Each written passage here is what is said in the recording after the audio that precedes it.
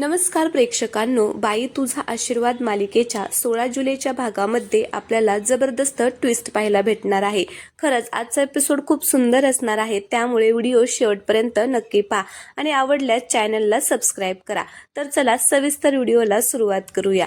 आपण पाहतो की राजा आता ते सर्टिफिकेट आणि लग्नाचा फोटो घेऊन घरी आलेला असतो आणि मग तिथे अवनी फॉर्म भरत असते। तर आता तो तिच्याकडे पाहतो आणि म्हणत असतो की नाही हे कुठेतरी लपवून ठेवायलाच पाहिजे, नाहीतर कोणाच्या हाती लागलं ना तर माझं काहीच खरं नाही, असं म्हणून तो हळूहळू आता आवाज न करता तिथे टेबल असतो तिथे येतो आणि मग त्यातलं सर्टिफिकेट काढून आता त्या कापडाच्या खाली झाकून ठेवतो आणि तेवढ्यातच पाठीमागून धनेश येतो आणि त्याला असं धप्पा करतो। त्यावेळेस राजा खूपच घाबरतो। मग धनेश म्हणत असतो की अरे एवढं काय झालं घाबरायला आणि काय करतोय इथे। त्यावेळेस राजा म्हणतो की अरे काही नाही। मग आता तो फोटो काढतो आणि अवनीजवळ जाऊन म्हणत असतो की मॅडम हा बघा आपल्या लग्नाचा फोटो आलेला आहे। त्यावेळेस मग धनेशच हातातून फोटो ओढून घेतो आणि म्हणत असतो की काय, अरे वा वा वा, तुम्ही फोटो पण काढला होता काय, अरे वा एकदम मस्त फोटो काढलेला आहे। अवनी आता काही एवढं त्याच्यामध्ये इंटरेस्ट दाखवतच नाही, ती आता तिचा फॉर्म भरण्यातच मग्न असते, फक्त एकदा त्याच्याकडे बघते। मग धनेश म्हणतो की वा मस्त फोटो आहे आणि मग तो हळूच राजाला थोडंसं इकडे बाजूला घेऊन येतो आणि म्हणत असतो की काय रे राजा, मला एक गोष्ट सांग, एवढे 98% पडणाऱ्या मुलीला तू कसं काय पटवलं आणि डायरेक्ट लग्न करूनच घेऊन घरी आला। त्यावेळेस राजाला सुद्धा ते आश्चर्य वाटतं आणि तो म्हणत असतो की काय, मॅडमला 98% आहेत, काय सांगतोय। तर तो म्हणतो की हो खरं सांगतोय। आणि मग पुन्हा तो म्हणत असतो की मला ना आता कॉलेजला जावं लागेल, काय झालं एक गुणवंत विद्यार्थी आलेला आहे आणि त्याने सगळ्यांनाच बोलवलेलं आहे, त्याच्यामुळे मला जावं लागेल, मी जातो। पण तुम्ही ना सगळे फॉर्म भरा, कुठून ना कुठून तुम्हाला नक्कीच कॉल येईल, असं म्हणून धनेश तिथून निघून जातो। त्यावेळेस राजा अवनीच्या जवळ जातो आणि म्हणत असतो की मॅडम कसला फॉर्म भरताय तुम्ही, काय चाललेलं आहे। त्यावेळेस अवनी म्हणत असते की अरे जॉबसाठी मी फॉर्म भरत आहे आणि हे बघ राजा, मला आता खाली खूप सारे ऑप्शन सुद्धा आलेले आहेत, बेंगलोरवरून, मुंबईवरून, दिल्लीवरून, सगळीकडून मला ऑप्शन येत आहेत। त्यावेळेस राजा म्हणतो की काय, पण मॅडम आपलं नाशिक पण भारी आहे की, नाशिक सोडून कशाला जाताय आणि नाशिक सोडून दुसरीकडे जाण्याची रिस्क सुद्धा घेऊ नका। त्यावेळेस अवनी म्हणत असते की राजा मी माझ्या स्वप्नासाठी माझं घर सोडून येण्याची रिस्क घेतलेली आहे, मग शहर सोडून जाण्याची रिस्क तर मी घेऊ शकते ना, त्याच्यासाठी काय होतंय। त्यावेळेस राजा म्हणतो की हो मॅडम, पण आपल्या नाशिकमध्ये पण तुम्हाला चांगला जॉब मिळू शकतो आणि तुम्ही एवढ्या हुशार आहात, एवढं टॅलेंट आहे, त्याचा आपल्या नाशिककरांना फायदा झालाच पाहिजे ना, आणि तुम्ही काही टेन्शन घेऊ नका, नक्कीच तुम्हाला नाशिकमध्ये जॉब मिळेल। त्यावेळेस अवनी म्हणत असते की हा बघूया, ट्राय तर करेल, कुठं भेटतोय काय माहिती, आणि तसंही मला धनेशने सांगितलेलं आहे माझं फक्त सर्टिफिकेट जळालेले आहे, माझं टॅलेंट, माझं कर्तृत्व अजूनही जिवंत आहे, त्यामुळे ना आता मला खूप आनंद होत आहे आणि मी आता प्रयत्न करणार आहे, असं म्हणून ती म्हणत असते की हे बघ राजा, दिल्लीवरून आता मला ऑप्शन आलेला आहे, तर आता मी बघते त्याचं काय, असं म्हणून अवनी आता खुश होऊन तिथून निघून जाते। त्यावेळेस राजा म्हणतो की अहो मॅडम थांबा थांबा, दिल्लीमध्ये पोल्युशन खूप असतं, अहो नका जाऊ। पण आता अवनी तिथून निघून गेलेली असते। तर आता राजा विचार करत असतो आणि म्हणत असतो की देवी आई असं काय करते, एवढ्या लांब मॅडम गेल्यावर कसं होणार, प्लीज देवी आई त्यांना ना इथेच नाशिकमध्येच नोकरी लागू दे, मी तुला रिक्वेस्ट करतो, असं म्हणून आता तो देवी आईकडे आता रिक्वेस्ट करत असतो आणि म्हणत असतो की असं काहीतरी करायला पाहिजे जे मॅडमला आता इथेच मस्तपैकी चांगला एक जॉब लागेल, त्यांना घर, त्यांची स्वप्न, सगळे काही स्वप्न त्यांची पूर्ण होतील, असं काहीतरी करावं लागेल, काय करू असं म्हणून आता तो विचार करत असतो। तर तो म्हणतो की आयडिया, आता एक होऊ शकतं, असं म्हणून त्याला काहीतरी सुचतं आणि मग तो पळतच आता तिकडे बाहेर जातो। आता राजाला काय सुचलेलं आहे हे आपण पुढे पाहूया। आता लगेच इकडे दुसरीकडे आत्याबाईंच्या घरातलं दाखवलेलं आहे। इकडे आत्याबाई आता काहीतरी शिवत असतात आणि नमिता नख कापत असते। आता दोघींचंही आपापलं काम आता शांततेत चालू असतं, दोघीही एकमेकींबरोबर बोलत नसतात। तेवढ्यातच आता नमिताच्या फोनवरती राजाचा फोन येतो, म्हणून आता तिला थोडंसं आश्चर्यच वाटतं, कारण आता इथल्या इथं कसं काय याने फोन केला म्हणून आता, आणि मग ती आत्याबाईंकडे बघते, कारण आता इथं जर फोन उचलला तर आत्याबाई कालवा करतील, म्हणून आता इकडे तिकडे पाहते आणि बाहेर येऊन फोन उचलते आणि म्हणत असते की काय रे राजा, इनकमिंग चालू आहे म्हणून काय आता इथल्या इथं तू मला फोन करणार का, कशाला फोन केलाय। त्यावेळेस राजा म्हणतो की अगं जर मी फोन केला नसता, तुला आवाज दिला असता तर तुझ्या त्या आईने उद्धार केला असता ना आमचा. मग आता ती म्हणते की हा ते पण खरं आहे, मम्मीने खूपच कालवा केला असता. बरं बोल काय काम आहे. त्यावेळेस राजा म्हणतो की अगं आजचा पेपर आहे का, मला ना आजचा पेपर हवा आहे, देशील का तेवढा. त्यावेळेस नमी म्हणते की ए राजा तुला काय करायचंय रे पेपर वाचून, तू आपलं ते मर्डर टेंट वगैरे वाच, पेपर कशाला वाचतोय. त्यावेळेस राजा म्हणतो की महत्वाचं काम आहे दे ना. अगं त्याच्यामध्ये ना आपल्या यशादाचं नाव आलेलं आहे. त्यावेळेस नमी आता खुश होते आणि म्हणत असते काय माझ्या यशाचं नाव आलेलं आहे, हा मला वाटलंच होतं एक दिवशी माझा यशा नाव कमवेलच आणि खरंच त्याचं पेपरमध्ये नाव आलेलं आहे. तर राजा म्हणतो की हो अगं खरंच नाव आलेलं आहे. मग नमी म्हणते की थांब थांब मी पेपर घेऊन आले, म्हणून लगेचच आता ती पळतच पेपर आणण्यासाठी आतमध्ये जाते. तर आता मम्मीला म्हणत असते की मम्मी आजचा पेपर कुठे आहे. तर मग आत्याबाई म्हणत असतात की अगं असेल तिथे आजचा पेपर, पण तुला कशाला लागणार आहे. तर तिला आजचा पेपर सापडतो. तर ती म्हणते की मला नखं कापायला पाहिजे. त्यावेळेस आत्याबाई म्हणत असतात की अगं नमे तो आजचा पेपर आहे, तो कोण घेतं नखं कापायला, दुसरा घे की. तर ती म्हणते की नाही मला आजचा ताजाच पेपर लागतो नखं कापायला, तुला काय करायचं आहे ग, मी याच्यावरतीच नखं कापणार. असं म्हणून ती तिथून निघून जाते. आत्याबाई ओरडत असतात अगं नमे हे काय करतेय, आजचा पेपर कशाला घेऊन गेलीये. पण ती काही ऐकतच नाही. पेपर घेऊन आता बाहेर जाते आणि खूपच खुश झालेली असते यशाचं नाव आल्यामुळे. आता ती पेपरमध्ये नाव शोधत असते आणि म्हणत असते की राजा कुठे नाव आलेलं आहे यशाचं, मला तर दिसत नाहीये. त्यावेळेस राजा जवळ जातो आणि म्हणत असतो की आणि इकडे मी तुला दाखवतो. तर मग नमिता त्याला पेपर देते. तर राजा आता नाटक करत असतो आणि म्हणत असतो की हे बघ आजच्या राशीमध्ये बघ, आजची जी मीन राशी आहे ना त्याच्यामध्ये सांगितले की आज तुम्हाला यश मिळणार आहे, म्हणजे आले की नाही यशादादाचं नाव. असं म्हणून आता तो तिला फसवतो. तर आता इकडे नमिता म्हणत असते की ए राजा तू मला फसवलं, तुला ना आता मी सोडणारच नाहीये, सरळ सांगायचं ना मला पेपर पाहिजे म्हणून, एवढा कसला खोटं बोलला माझ्या बरोबर. असं म्हणून आता ती तिथून रागाने निघून जाते. तर आता राजा इकडे खुश झालेला असतो पेपर मिळाल्यामुळे. तो म्हणतो की चला आता जाहिरातमध्ये बघूया कुठे नोकरी मिळते का, पण आता यासाठी मला पेन लागेल. असं म्हणून तो लगेचच आतमध्ये पेपर घेऊन येतो आणि तिथे खाटेवरती पेपर ठेवतो आणि म्हणत असतो की मला ना पेन लागेल तर मी पेन घेऊन येतो. तो आता इकडे तिकडे आता पेन शोधत असतो ड्रॉवर मध्ये. आता तिकडून अन्न आलेले असतात आणि पिशवीमध्ये त्यांनी फुटाणे आणि शेंगदाणे आणलेले असतात. मग ते तिथे लगेचच खाटावरती बसतात आणि आता त्यातलं सामान काढून आता त्या पेपरवरती टाकायला लागतात. इकडे राजा मात्र आता पेन शोधत असतो, त्याला पेनच सापडत नसतो. मग अण्णा फुटाण्याची पुडी फोडून आता त्या कागदावरती टाकतात. नंतर त्याच्यानंतर जी काही त्या हरभऱ्याची वाटाण्याची म्हणजे जे जे काही त्यांनी चकना आणला होता तो सगळा ते फोडून त्या पेपरवरती टाकतात. आता राजाला पेन सापडतो. मग राजा पळतच आता इकडे येतो आणि पाहतो तर अण्णांनी आता त्याच्यावरती सगळा चकना टाकलेला असतो. मग आता राजा म्हणतो की ओ अण्णा हे काय करताय, तो पेपर मला लागायचा होता, मला पाहिजे तो पेपर द्या इकडे. तर आता अण्णा म्हणत असतात की राजा आता मी याच्यावरती माझा चकना टाकलाय ना, आता मी नाही देणार पेपर तुला, आता तो पेपर माझा झालेला आहे.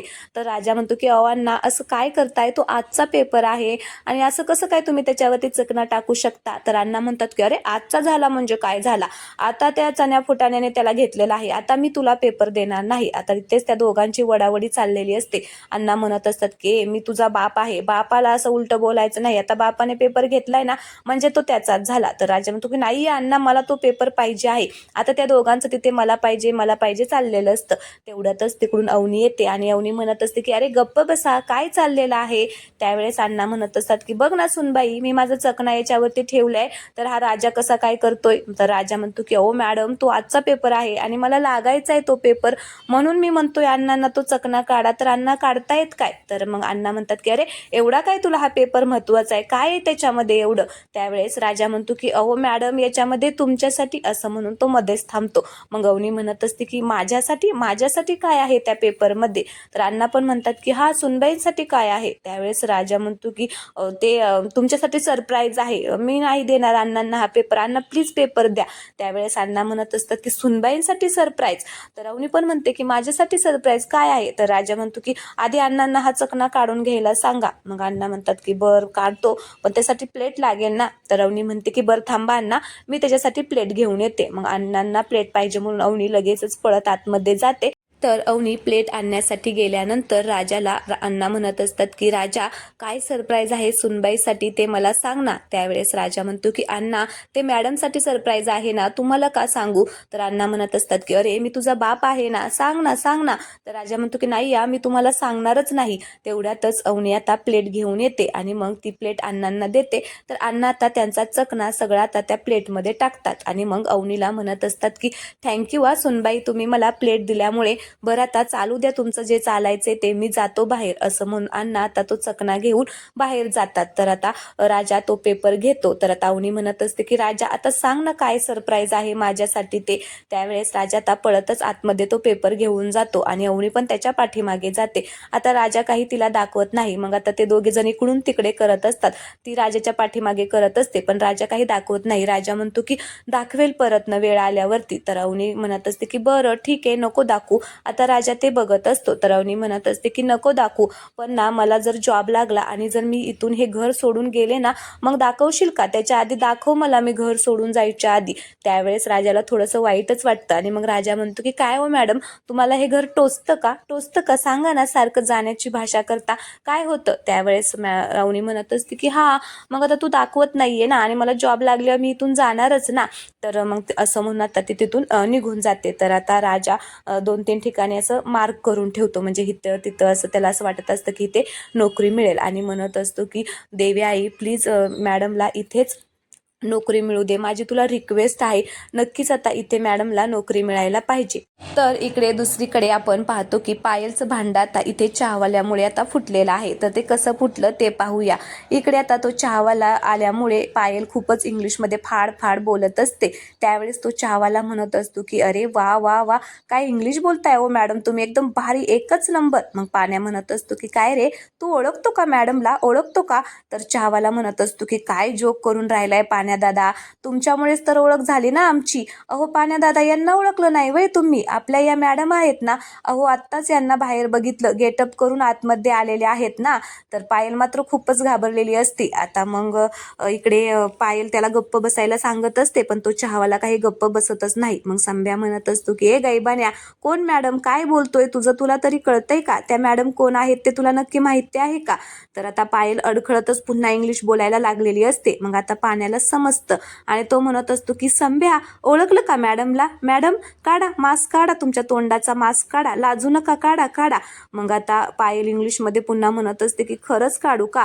तर तो जोरात ओरडतो आणि म्हणत असतो की काढ म्हणलं ना. मग आता पायल घाबरूनच आता तिच्या तोंडावरचा मास्क काढते. आता मास्क काढल्यानंतर इकडे संभ्या म्हणत असतो की अयो पायल मॅडम तुम्ही. आणि मग इकडे पाण्याला तर खूपच राग येतो आणि तो म्हणत असतो की संभ्या बघितलं का, ही पायली माझा बिझनेस वाढावा म्हणून मला 2% व्याज देणार होती, मला 2% व्याज देणार होती का. त्यावेळेस पायल म्हणत असते की ऐक ना लोनचं काय आहे, मी तर तुझीच आहे ना. त्यावेळेस तो म्हणतो की पायले मला वेड्यात काढलं काय, मला वेड्यात काढून राहिली काय, आता तुला मी सोडणारच नाही. तर पायल म्हणत असते की अरे तुला काय वेड्यात काढलं, तू तर मला किती येडं करून टाकलेलं आहे, मी आता तुझीच आहे ना रे पानू. मग आता पाण्या म्हणतो की नाही नाही तुला आता असं मी सोडणार नाही. असं म्हणून आता पाण्या तिथली छत्री घेतो आणि म्हणत असतो की खरंच आता तुला सोडलं ना तर तू लय आगाऊपणा करत राहशील. म्हणून आता तो छत्रीने तिला मारायला लागतो. मग संभ्या येतो आणि त्याला धरतो आणि म्हणत असतो की पाण्या दादा असं काय करताय, असं करू नका, मारू नका तिला.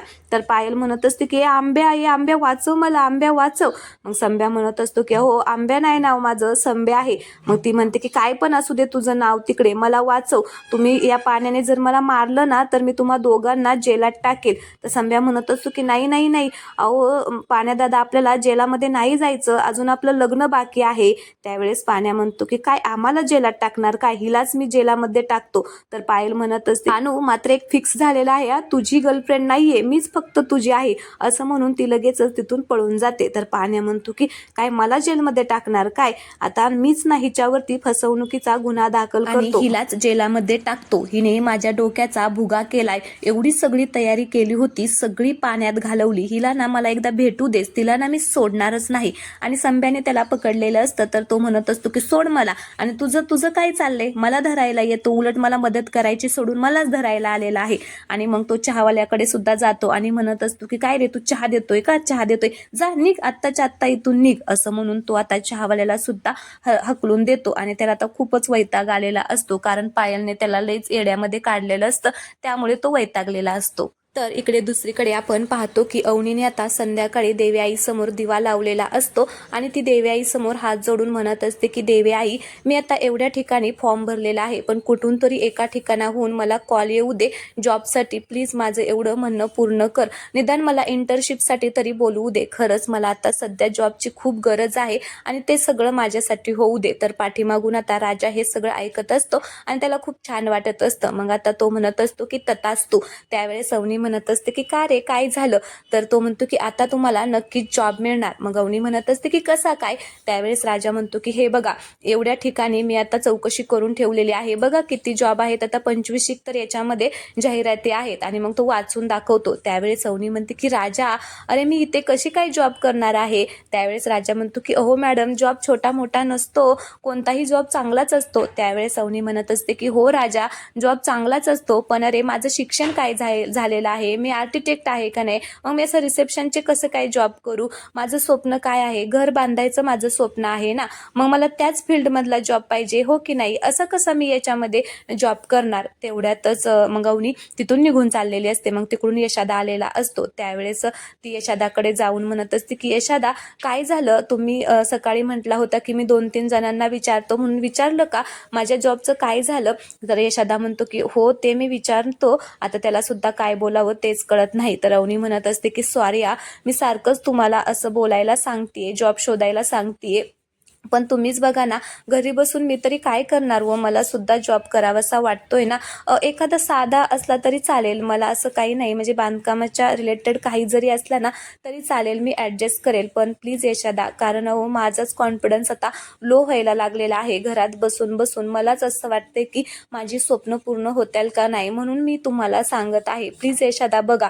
तर मग राजा म्हणतो की हो मॅडम, तुम्ही काही काळजी करू नका, मी बघतो, नाही म्हणजे यशादा बघेल, तुम्ही टेन्शन घेऊ नका. तर अवनी म्हणते की हो. मग यशदा सुद्धा म्हणतो की हो मॅडम, तुम्ही नका टेन्शन घेऊ, मी काहीतरी करतो. तर मग अवनी हो म्हणून आता तिथून निघून जाते. तर आता राजा आता तिथेच उभा असतो. तर यशदा आता राजाला थोडासा पलीकडे घेऊन जातो आणि म्हणत असतो की बघितलं का, तुझ्या ह्या खोटं बोलण्यामुळे काय यांची अवस्था झालीये ते बघितलं का. अरे राजा, एक खोटं लपवायला 100 खोटी बोलावे लागतात. आता तूच सांग, मी यांना कुठून जॉब देणार आहे, काय अवस्था करून ठेवलेली आहे. मान्य तू या घरामध्ये बाईचा आशीर्वाद आणलेला आहे, पण ती बाई खुश आहे का या घरामध्ये, त्या किती दुःखी आहेत. आता काय करायचं सांग ना. मोठमोठे डायलॉग बाजी करत असतो, होप वगैरे, होपले तोप चीजे, आता काय करायचं आपण, तूच सांग, आता मी तरी काय करू. राजा, तू तुझ्याच हाताने स्वतःच्या पाठीवरती शाप घेतलेला आहे, आता हा शाप काही तुझा पिच्छा सोडणार नाही, तो शाप आता तुला असाच सत्वत राहणार आहे, बघ आता तुला काय करायचं आहे ते, आता मी तरी काय करू, असं म्हणून तो तिथून निघून जातो. राजा मात्र तिथेच विचार करत आता बसलेला असतो. तर इकडे दुसरीकडे दत्ता काका आता कपाटामध्ये काहीतरी शोधत असतो. आता ते सगळं सुलात्या पाहते आणि म्हणत असते की देवा, कसले हे 2 भाऊ माझ्या नशिबी दिलेत रे, एक तो धोंड्या आणि हा दुसरा दत्ता, का असे भाऊ माझ्या नशिबी दिलेले आहे. त्यावेळेस आता इकडे दत्ता काका म्हणत असतो की सुले, अगं गप्प बस, तुझ्या पोरीने जर ऐकलं ना तर जाऊन त्या धोंड्याला सगळं काही सांगेल, आणि त्या धोंड्याची आणि माझी बराबरी कशी काय करते ग, मी काय त्या धोंड्यासारखं आहे वय. त्यावेळेस आत्या म्हणते की अरे एक वेळ तर धोंड्या बरा, तुझ्यासारखं माझं कपाट तरी उचकणार नाही, माझं कपाट का उचकतोय. त्यावेळेस तो म्हणतो की अगं, तुझ्या कपाटात मला लय महत्वाचं काम आहे. तर ती म्हणते की काय महत्वाचं काम आहे, सांग की मला बी. तर तो म्हणतो की त्या ज्युनियर साहेबांचा फोन आला होता, ते म्हणाले तुमच्या घराचे पेपर मला द्या, मग ते पेपर घेऊन मी मोठ्या वकिलाला दाखवतो आणि मग तुमचं घर तुम्हाला सोडून देतो. त्यावेळेस आत्याबाई म्हणतात की काय सांगतोय, हे बरं केलं, आता आपलं घर आपल्याला मिळणार, बर चल चल मी पण तुला शोधू लागतो. असं म्हणून आता दोघेही खूपच खुश झालेले असतात. तर आत्याबाई म्हणत असतात की एकदा का ते घर मला मिळालं की माझ्या नमीचं लग्न करायला मी मोकळी, माझ्या नमीचं लग्न होईल. तर दत्ता काका म्हणत असतो की आणि माझ्या म्हातारपणाची सोय होईल, असं म्हणून दोघे खुश होऊन आता कपाटात पेपर शोधायला लागतात. आत्याबाई पण आता मदत करू लागतात. तर आता हे सगळं तिकडून नमी पाहते आणि मग नमी त्यांना म्हणत असते की काय ग मम्मी आणि मामा, काय दोघं जण शोधताय एवढ्या उशिरा. त्यावेळेस आता या दोघांना कळत नाही काय सांगावं ते. मग आत्याबाईंना सुचतं आणि आत्याबाई म्हणत असते की काही नाही ग, तुझी पत्रिका शोधतोय, म्हणजे दाखवून ना ब्राह्मणाला तुझं लग्न जमवायला, गुरुजींना ती पत्रिका दाखवते आणि मग तुझं लग्न कधी होणार आहे ते कळल ना. त्यावेळेस नमीला राग येतो आणि नमी म्हणत असते की ए मम्मी, तुला मी एकदा सांगून ठेवती या, यशाशिवाय मी दुसरं कोणाबरोबरही लग्न करणार नाही, नाही म्हणजे नाही. त्यावेळेस दत्ता काका म्हणत असतो की काय झाले आजकालच्या पोरींना काय माहिती, तो एवढी साधारण मिस्त्री आणि त्या मिस्त्री बरोबर हिला लग्न करायचं आहे आणि तो मामूली ड्रायव्हर तिच्या बरोबर त्या मॅडम लग्न करून बसलेले आहेत, कशा सुधारणार आहेत ह्या पोरी काय माहिती. त्यावेळेस इकडे नमी म्हणत असते की तो फक्त मिस्त्री नाही या, त्याचं मन खूप लय मोठं आहे. तर इकडे आत्याबाई म्हणतात की मी तुझं लग्न त्याच्या बरोबर लावणार नाही, तो काही पण असू दे. तर नमी म्हणते की तू काही पण कर, मी दुसऱ्या बरोबर लग्न करणार नाही म्हणजे नाही. त्याचं मन किती मोठे आहे माहितीये का, तो खूप चांगला मुलगा आहे. त्यावेळेस आत्याबाई म्हणतात अगं नमे, मनावरती भाकऱ्या भाजून खाता येत नाही, त्यासाठी कष्टच करावं लागतं, काम करावं लागतं, मोठं घर असायला लागतं. तर त्याच्यामुळे एक लक्षात ठेव, किती बी काय झालं तर त्या भिक्कारड्या यशाबरोबर मी सुद्धा तुझं लग्न लावणार नाही. मग नमी आता तिथून रागारागाने निघून जाते. त्यावेळेस दत्ता काका म्हणतो की बरं झालं तू तिला लावलं, तिला असा लग्नाचा विषय काढला की ती इथून पळून जाईल, मग काय ह्याच्यामध्ये लक्ष घालणार नाही, बरं झालं तू लग्नाचा विषय काढला ते. तर आत्याबाई म्हणत असतात की नाहीतर काय, डोक्यालाच ताप आहे हिचा बाबा, बरं चल चल पटपट शोधू, असं म्हणून ते दोघे जण शोधायला लागलेले असतात पेपर. तर आजचा भाग येथेच संपलेला आहे. पुढील भागामध्ये आपण पाहणार आहोत की धनेश राजाला म्हणत असतो की राजा, तुला एक गंमत सांगू का, पायल एका बँक ऑफिसरच्या वेशात आली आणि याचा इंटरव्ह्यू घेतला, इंटरव्ह्यू चांगलंच फसवलं याला. मग राजा पाण्याच्या जवळ जातो आणि म्हणत असतो की काय रे, तू एवढा ओळखू शकला नाही का. त्यावेळेस पाण्या म्हणत असतो की आपला कोणीतरी इंटरव्ह्यू घेणार आहे, यानेच माझा कॉन्फिडन्स एकदम हाय झाला, त्यामुळे मी फसलो रे. मग राजाच्या मनामध्ये आता विचार येतो आणि तो म्हणत असतो की एका खोट्या इंटरव्ह्यूमुळे याचा कॉन्फिडन्स एवढा वाढला, ही तर भारी आयडिया आहे की, असं म्हणून तो काहीतरी आता प्लॅन करतो. आणि मग तो त्याच्या साहेबांकडे जातो आणि म्हणत असतो की 1 दिवसासाठी ऑफिस आणि ऑफिसचा मालक सुद्धा हवाय, उद्या इंटरव्ह्यू घ्यायचे. त्यावेळेस ते नाना म्हणत असतात की इंटरव्ह्यू, अरे पण कशासाठी. तर आता राजा इथे सगळं काही त्यांना सांगणार आहे आणि ते सुद्धा आता त्याच्यासाठी मदत करणार आहे. तर चला, आजचा हा भाग आवडला असेल तर व्हिडिओला लाईक करा, चॅनलला सबस्क्राईब करायला अजिबात विसरू नका. धन्यवाद.